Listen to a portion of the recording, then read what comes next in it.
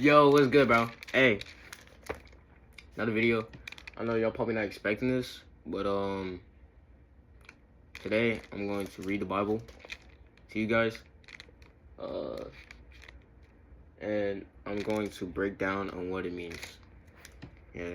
So today we're gonna read the Proverbs 1 through 33,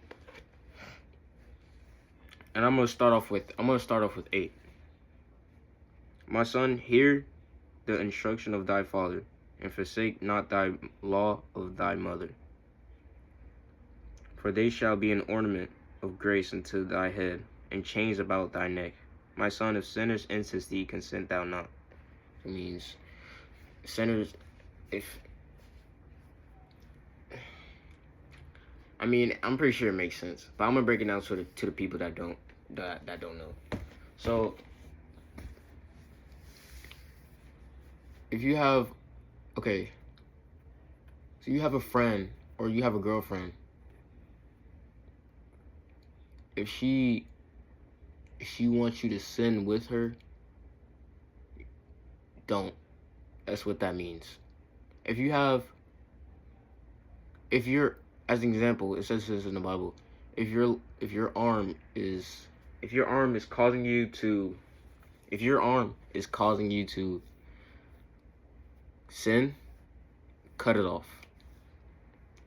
If your friend is causing you to sin, that's not your friend. If your friend won't fight for you, that's not your friend anyway. And just don't follow people that do sin. That's tempting you. It's temptation. They will ask you to sin with them. Alright. If they say, come with us, let us lay wait for blood. Let us lurk privately for the innocent without cause. Let us swallow them up alive, as the grave, and whole as those that go down into the pit. We shall find all precious substance. We shall fill our houses with spoil, casting thy long lot among us. Let us all have one purse. My son, walk not thou in the way with them, refrain thy foot from their path, for their feet run to evil, and make haste to shed blood. Surely in vain the net is spread in the sight of any bird, and they lay wait for their own blood. They lurk privately for their own lives. So are the ways of every one that is greedy of gain, which taketh away the life of the owners thereof. Wisdom crieth without, that uttereth her voice in the streets. She crieth in the chief place of concourse, in the openings of gates in the city. She shall uttereth her words, saying. So, like I said, the people that sin is waiting for them to. It's basically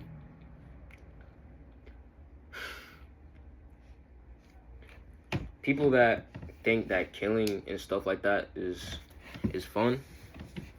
Then that's them waiting in their own blood.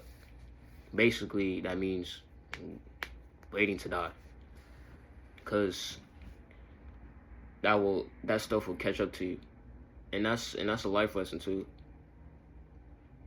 When you sin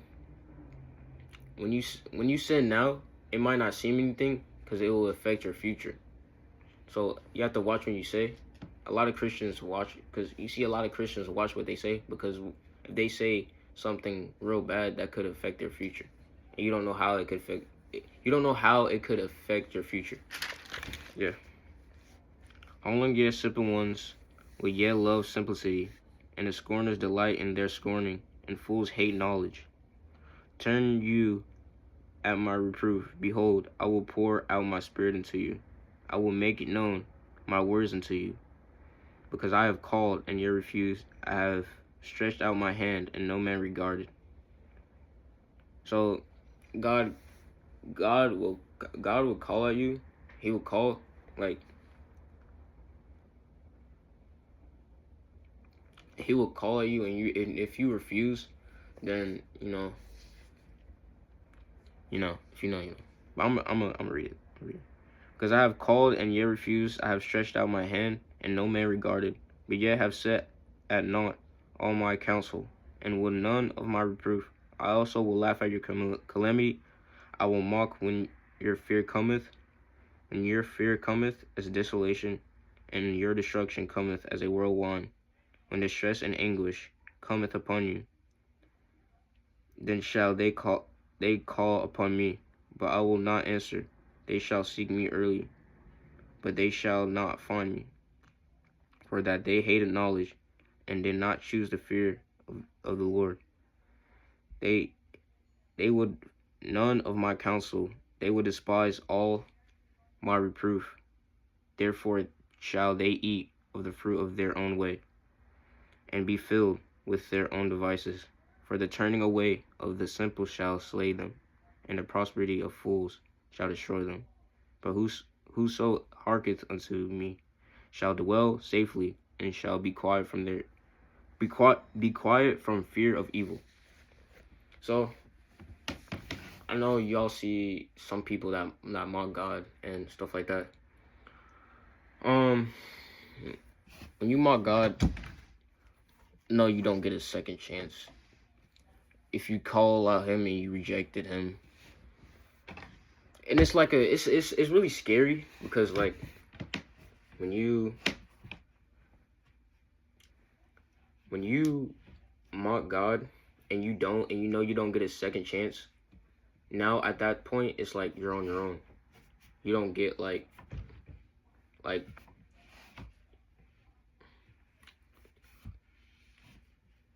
God will laugh at those who mocked him. The people in you will try to come back to the Lord, but it won't, it's hard to say, but like I think it's, how can I say this?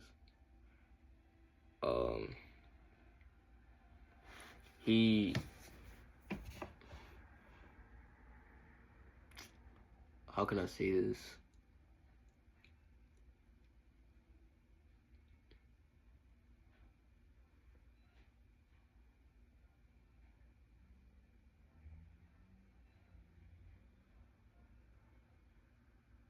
When you call out to him, he won't answer.